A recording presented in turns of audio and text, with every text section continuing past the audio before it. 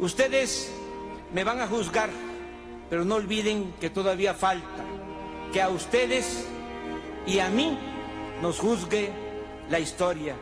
¡Viva la dignidad! ¡Viva México! Hola, ¿qué tal amigos de YouTube? Bienvenidos otra vez a su canal, La Teoría de Meme. Estamos aquí continuando con la conferencia del día de hoy, miércoles 6 de febrero del 2019, en la conferencia mañanera del presidente de la República. Ahora vamos a ver qué clase de preguntas le hicieron la prensa a nuestro presidente para ver qué opinión tiene respecto a los temas sociales, a lo que está aconteciendo en el país. No sin antes recordarle que pueden suscribirse a este canal si les gusta el contenido que un servidor ofrece, para que estén mejor informados sobre los videos que voy subiendo diariamente al canal y así puedan estar bien informados también respecto a lo que sucede en el país. Y pues bien, vamos a dar comienzo. Me gustaría que el director del Infonavit les dijera cuánto está ganando y cuánto ganaba el anterior director del Infonavit.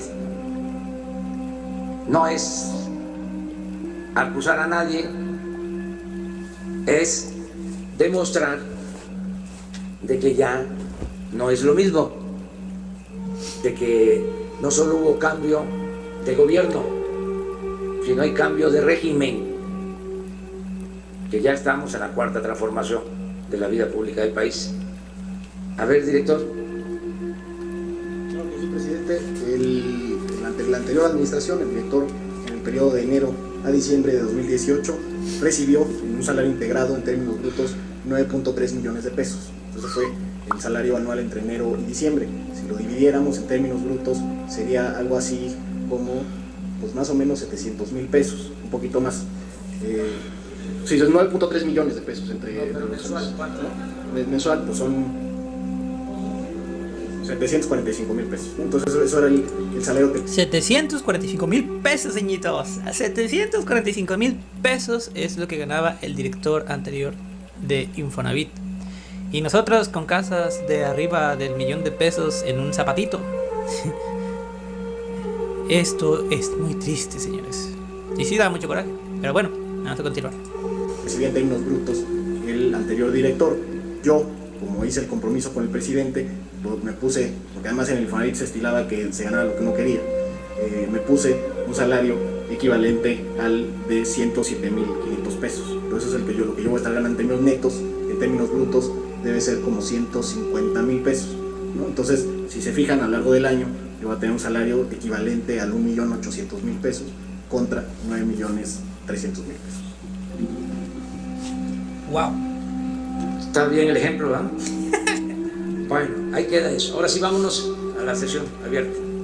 Ahora que la secretaria de Gobernación ventila que hubo un error de la función pública directamente en su declaración, sigue habiendo varias declaraciones de funcionarios con datos ocultos.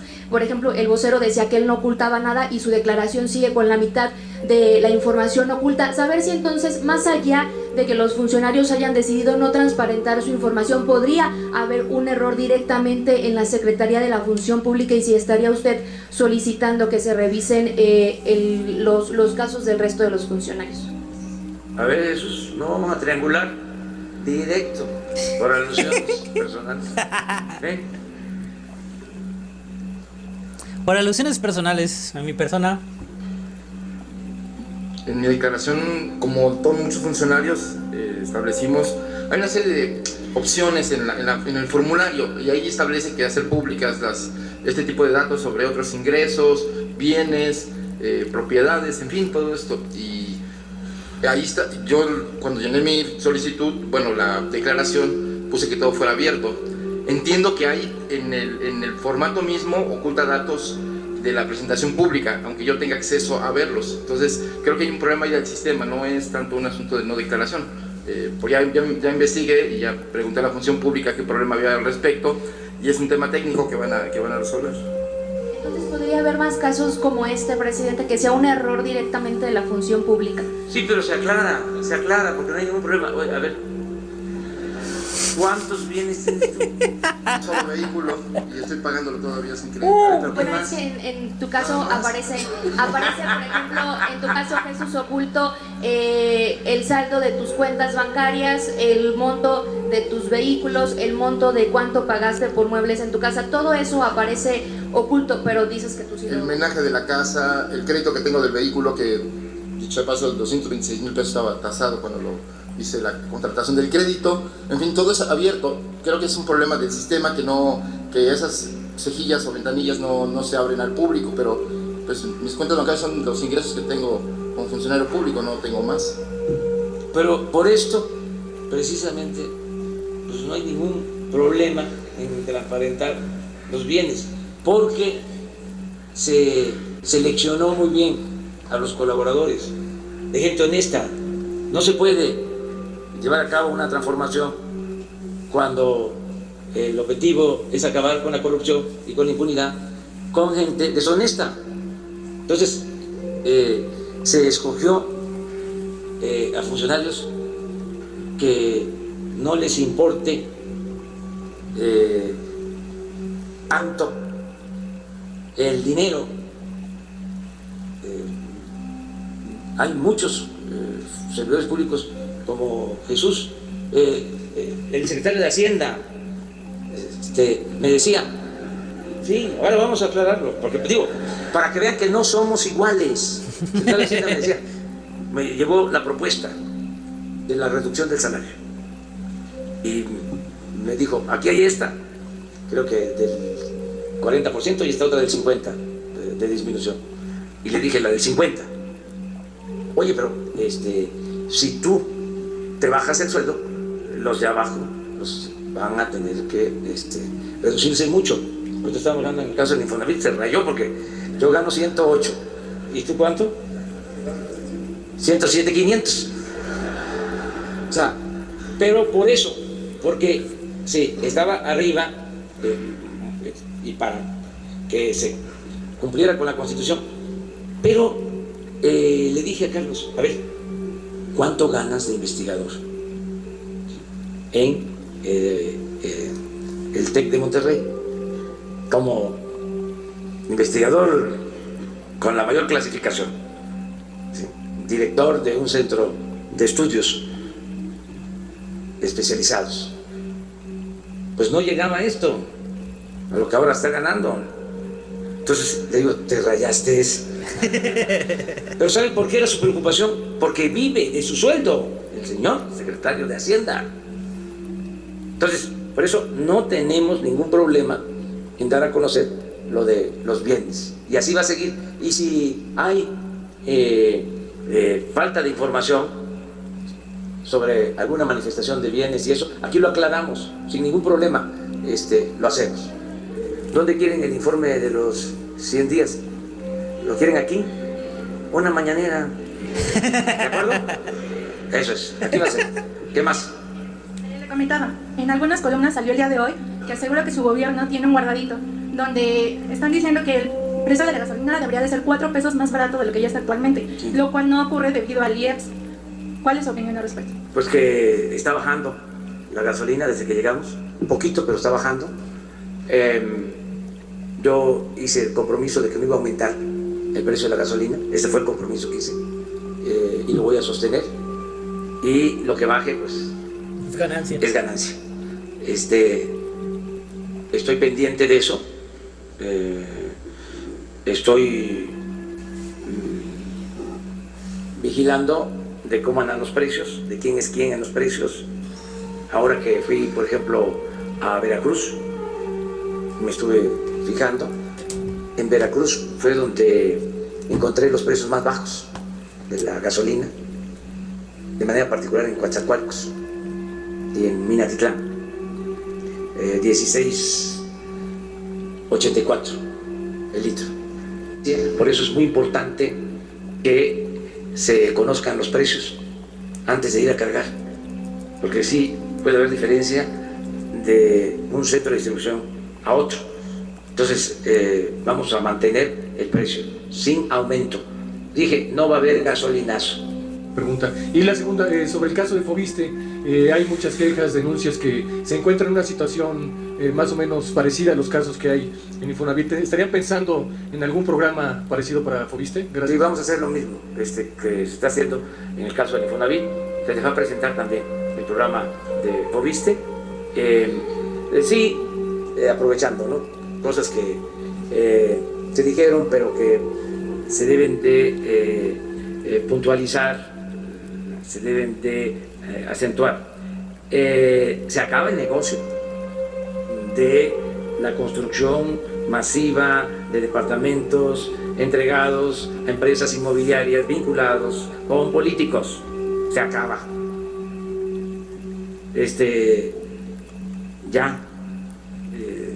No se van a seguir construyendo huevitos de 30 metros. Son contrarios a los derechos y a la dignidad de las familias. Se acaba la corrupción. No se van a seguir construyendo unidades habitacionales en zonas bajas, inundables, solo porque dan los permisos autoridades a cambio de sobornos. Ya no se van a devastar cerros. Es totalmente contrario al medio ambiente, y yo no sé por qué en esos tiempos los ambientalistas no decían nada. Exacto. Llega uno a una ciudad histórica, bella, un patrimonio de la cultura de nuestros pueblos, y a la entrada devastado un cerro y construidas miles de viviendas, de departamentos de estos, o sea, afectando todo. Y como aquí se dijo, sin servicios, viviendas que cómo las vamos a ocupar si no tienen servicio, si no tienen transporte, si las hicieron a kilómetros de los centros de trabajo. Pero era el negocio de las inmobiliarias, de los políticos. Eso se termina ya.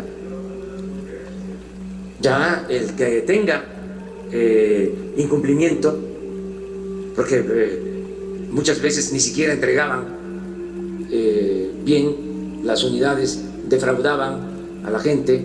Esto de Infonavit, de Foviste, pero también de inmobiliarias que defraudaron a muchos ciudadanos. O sea, no vamos nosotros a tolerar eso. Eso era parte de la corrupción, de los moches. O sea, por eso subrayo de que los conservadores son muy corruptos, además de hipócritas. Les gustan mucho los billullos. Son muy corruptos. Los conservadores, hagan ustedes la investigación, todos me lo dejan a mí. Sí, todos los juicios que están abiertos se van a continuar. Todo esto que se mencionó de Nayarit, de Coahuila, de cómo despojaban de sus casas a los trabajadores, pero no a 10, a 20, a 100, a miles. Entonces la corrupción se acaba. La vamos a limpiar de corrupción el país. Y lo vamos a hacer garantizando las libertades, hasta ofreciendo disculpas por las molestias que ocasione el combate a la corrupción. Usted ayer, Rubén Pérez del periódico La Prensa, usted ayer, en el aniversario de la promulgación de la Constitución, mencionó la posibilidad de crear una nueva Carta Magna. Su gobierno estaría impulsando esta nueva Constitución en el transcurso de los años que le restan en el sexenio, para dejar su sexenio terminado con una nueva Constitución. Mire, ayer mismo hablé de que no nos iba a dar tiempo a nosotros para convocar a la creación para la aprobación de una nueva Constitución, que a pesar de que la Constitución actual está muy parchada, que tiene más de 700 reformas, que nosotros nos dábamos por satisfechos si se aprobaban las reformas que estamos presentando, que tienen que ver con convertir en delito grave la corrupción, lo que llaman los abogados los hechos de corrupción, delitos graves para la corrupción, que es increíble, porque dominaban los abogados, no todos, desde luego, no quiero generalizar, pero los abogados del conservadurismo eran los que impedían en el legislativo reformas para castigar la corrupción y el influyentismo.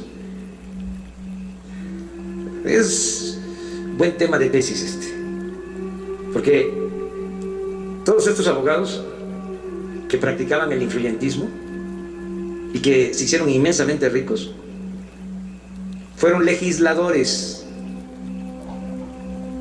Y ya no quiero hablar más porque luego se enojan mucho, pero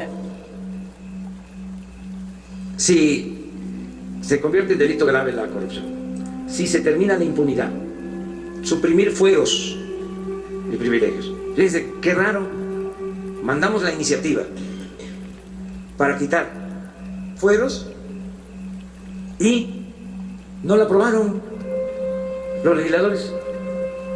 Sobre todo, no se pudieron tener las 2/3 partes porque los legisladores del conservadurismo votaron en contra. Cuando estoy proponiendo que se le quite el fuero al presidente, que se pueda juzgar al presidente por corrupción en funciones, modificación al 108 constitucional, no lo aprobaron. ¿Por qué? Porque saben que si eso queda establecido ya no lo van a poder quitar. Y mi propósito es que se vayan sentando las bases de un verdadero cambio, de modo que en el futuro, toco madera, si regresaran, que les cueste trabajo dar marcha atrás a los avances logrados, porque van a querer retrogradar. Así son los conservadores. Esa palabra es de los liberales del siglo XIX. Retrogradar. Entonces, nos damos por satisfechos si se acaba la corrupción, que legalmente se castigue, que se castigue la impunidad, o mejor dicho, que no haya impunidad, y 3, que haya democracia. Porque muchas desgracias se han padecido por falta de democracia, por gobiernos que han sido impuestos mediante fraude electoral. Entonces, si establecemos el hábito democrático y se establece como delito grave el fraude electoral, que signifique cárcel sin derecho a fianza, que signifique cárcel sin derecho a fianza al que utilice presupuesto para favorecer a partidos, para favorecer a candidatos, el que compre votos, el que reparta despensas, frijol con gorgojo, que sea sancionado. Con eso no haría falta, en lo que corresponde a nosotros, ¿sí?, una nueva constitución, pero no descarto la posibilidad de que las nuevas generaciones lo hagan, porque sería conveniente. Ayer se hablaba de que es la constitución que ha permanecido por más tiempo, 102 años. La del 1824 llega a su fin con la nueva constitución de 1857 y la del 57 con esta vigente del 17. Ya llevamos 102 años con la misma constitución, además muy parchada, muy remendada, ya en algunos casos no solo modificada en la letra, en el texto, sino también en el espíritu de la Constitución, lo que dio origen a esta ley de leyes. Entonces, eso se lo dejamos a la nueva generación. Yo no me voy a meter en eso ahora, porque me llevaría mucho tiempo. No están aprobando ni las reformas que estamos proponiendo. Imagínense llamar a un constituyente para una nueva constitución. Sería muy desgastante. Entonces, es una labor de todos. Mucha gente está totalmente de acuerdo y quiere el cambio. ¿Y saben quiénes más quieren el cambio? Más que nadie, los jóvenes. Por eso, a veces yo explico, no hablo de corrido, ya lo saben, pero sí trato de explicar más, de contextualizar, porque es muy importante que se tengan todos los elementos. Es pedagogía para que siga cambiando la mentalidad de los ciudadanos, sobre todo la mentalidad de los jóvenes. Es que estaba tan mal la situación de que se celebraba al que actuaba de manera deshonesta, se le consideraba astuto y tonto. Eso sí, amigos. Al que no robaba, al que no aprovechaba la oportunidad. Parte de la cultura actual. Esa era la subcultura que estaba tratando de imponerse. Ahora tiene que moralizarse la vida pública y no cuesta mucho trabajo porque la gente así lo quiere y por los valores que hay en las familias, en los pueblos. Nuestro pueblo se burlan algunos, los que están acostumbrados a la tranza, se burlan cuando hablo de pueblo bueno, pero es cierto, lo mejor que tenemos es nuestro pueblo y la mayor riqueza de México es la honestidad de su pueblo. Pues como ven, amigos, ahí queda esta conferencia de prensa del presidente de la República, la sección de las preguntas de la prensa al presidente de la República. Y pues fueron muchos temas muy importantes que se tocaron ahí. En estas preguntas los reporteros hicieron relativamente buenas preguntas y entonces sí se puede sacar mucho tema de debate. Expusieron al gabinete del presidente de la República para que explicara cuáles son sus ingresos, inclusive pasaron al frente al director de comunicaciones, creo, de telecomunicaciones, algo así tengo entendido. Y ya vieron todo lo que se hace, es cada vez que habla Obrador y hace este tipo de presentaciones de que, a ver, pasa por alusiones personales, pero bueno, ahí quedó eso. Hablado también el director del Infonavit para explicar cuánto ganaba el exdirector del Infonavit y en donde podemos escuchar que ganaba 9.450.000 pesos, tengo entendido, al año, que al mes vendrían siendo 750.945 pesos por mes. Nos quejábamos de los jueces y magistrados, pero pues lo del Infonavit también son otra fichita.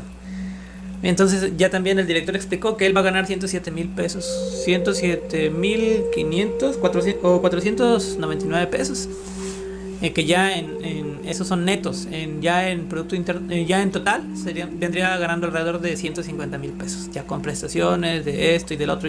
El mismo gobierno ofrece las prestaciones que establece la ley. También le hicieron una pregunta a los reporteros, como ustedes vieron, dónde se va a hacer su informe de gobierno sobre los primeros 100 días de gobierno de este nuevo gobierno. Y pues ya es donde él preguntó dónde quieren que sea aquí en Palacio Nacional o en el Congreso. Y a lo que pues todos los reporteros dijeron aquí, en las mañaneras. Y pues en las mañaneras se va a hacer el reporte de sus primeros 100 días de gobierno del presidente Andrés Manuel López Obrador. Uno de los reporteros también preguntó, puesto que el día de ayer se llevó a cabo la conmemoración de la Constitución Política de los Estados Unidos Mexicanos, y le preguntó, y el presidente expuso el día de ayer que estaba planteando que se tuviera la opción de crear una nueva constitución, porque aparentemente, y pues con justa razón de su criterio, él dice que la constitución ya está muy desfasada, tiene muchos parches y que realmente no cubre las necesidades reales de la nación. Entonces sí sería muy bueno tener una nueva constitución, pero él mismo lo dijo el día de hoy en esa pregunta que le hicieron. Sería demasiado desgaste, sería mucho trabajo, y pues si ni siquiera las reformas que él está proponiendo están autorizando, imagínense crear una nueva constitución. No se puede llevar en 6 años, no se haría. No, sería una discusión tras discusión tras discusión y posiblemente no llegarían a nada. Lo que sí él estableció es que lo que más le interesa es que se establezcan 3 parámetros importantes para su gobierno y que esas reformas se aprueben en la Constitución para que queden establecidas, y que si llega a volver a ganar el PRI, el PAN, el PRD o la mafia del poder básicamente en un futuro, ojalá y no, toco madera es lo que dijo, que cuando menos les cueste mucho trabajo volver a echar abajo la ley y volver a echar abajo toda la Constitución que la han usado a su favor para enriquecerse y para utilizarla con fines que no son los que a la nación requiere. Entonces él habló de que es importante que el delito electoral sea delito grave, que el robo de combustible sea delito grave, que la corrupción sea delito grave. Esos tres delitos que queden establecidos en la Constitución como delitos graves y no puedan salir bajo fianza. En lo que estamos entendiendo es que la Constitución se basa en leyes que son transitorias y en leyes que son normas ya establecidas en la Carta Magna que no se pueden modificar tan sencillamente. Y bueno, esto es básicamente lo que se habló, de lo más importante de lo que se habló en la conferencia, en la sección de preguntas y respuestas al presidente de la República. Y pues hasta aquí dejo este video, amigos. Recuerden suscribirse a este canal si les gusta el contenido que ofrezco. Y pues para apoyar a un servidor, pueden dejar sus comentarios, compártanlo con sus amigos para que más personas se informen sobre la situación actual del país y las decisiones que está tomando el presidente de la República. Y así podamos hacer crecer más la conciencia y el nacimiento de una nueva nación, una nueva forma de conciencia del mexicano. Amigos, les recuerdo que están en La Teoría de Meme, en su sección El Meme Político. Nos vemos en el siguiente video y hasta la próxima. En los últimos días he recibido muchas muestras de apoyo, de solidaridad de ustedes, de trabajadores, de amas de casa, de campesinos, de indígenas, de comerciantes, de profesionistas, de intelectuales, de artistas, de empresarios, de todo el pueblo. Por eso vuelvo a repetir, de todo corazón, les quiero desaforadamente. Muchísimas gracias.